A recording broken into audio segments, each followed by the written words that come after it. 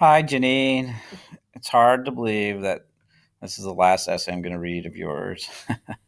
It has been a wonderful delight to have been your instructor, and I know that you've said so many kind things about me, but it's really you that are the star here. So thank you for everything you've done. You've worked so hard, you've been so kind, and I could just feel just a constant love from you. And I hope things are going well with you and your family and everything that's going on. I know this is just one part, one small part, of our lives, and yet it's meaningful too, isn't it?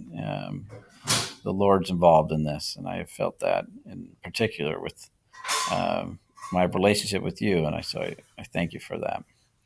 All right, let's read. I know you're super anxious to find out, how you're doing. Let's get started. My mother, my hero.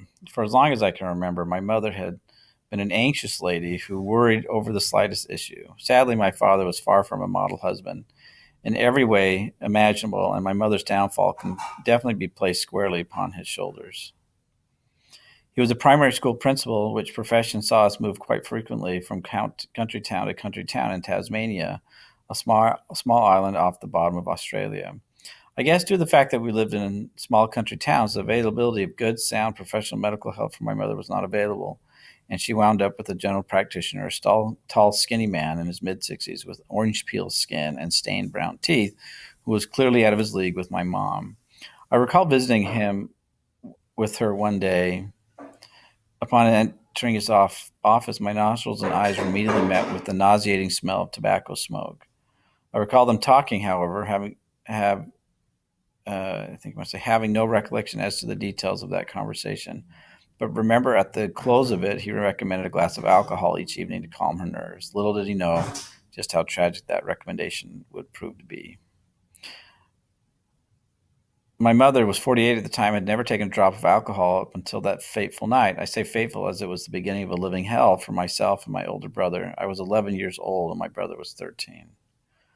Up until that night, despite all her anxiety, she was an incredibly strong, supportive, and loving mother who made wonderful home cooked meals and treats and who kept a spotless home. Everything seemed to change overnight when my sweet mum found that with the help of that one glass, all her anxieties and worries seemed to vanish. She was only a slight lady, so her size, coupled with the fact that her body had not previously encountered alcohol, it didn't take much to affect her tiny frame. All right, let me keep reading, then I'll come back and give you some thoughts. All right, so good job, Janine.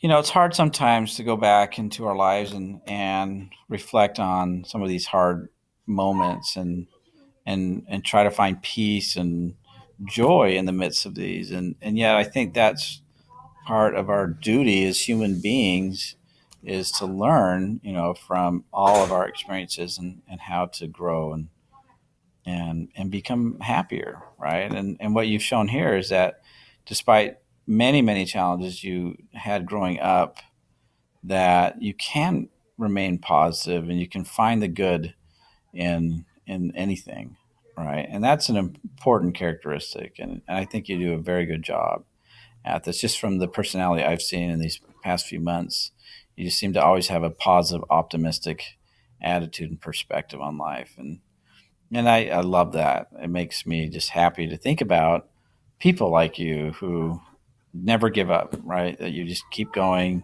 you work hard, you put your best foot forward, and you find purpose in all that you're doing. So that's good. As far as any criticism goes, I think you probably know for the most part what to work on. It's just grammar, commas and semicolons and little things like that that just they matter, but they're not that important, right? I mean, it's just a matter of polishing and your time's limited. Sometimes you can't go over every single error and perfect it. You do the best that you can, and then you enjoy the opportunity that you had to write. And so I still think it's a very good essay, right? It just has everything you need. It has a strong thesis. The organization's great. The details are vivid. I mean, you could have written a lot more, and I think you did. And you had to cut back on this, so you were limited, right? And that's hard, because um, this is your life, and you don't want to stop short. So, anyways, well, okay. Like I said, I'm kind of sad that I won't be able to kind of talk to you anymore like this. And I do hope that at some point that we keep in touch. And I would love to go visit you in Abu Dhabi. And I'm trying to do that. It's just, how life is. It's just lots of things going on, super complex. But, anyways, thank you so much for all the kind thoughts and words and prayers that you've expressed and all the work that you did in this class. I just wish you well.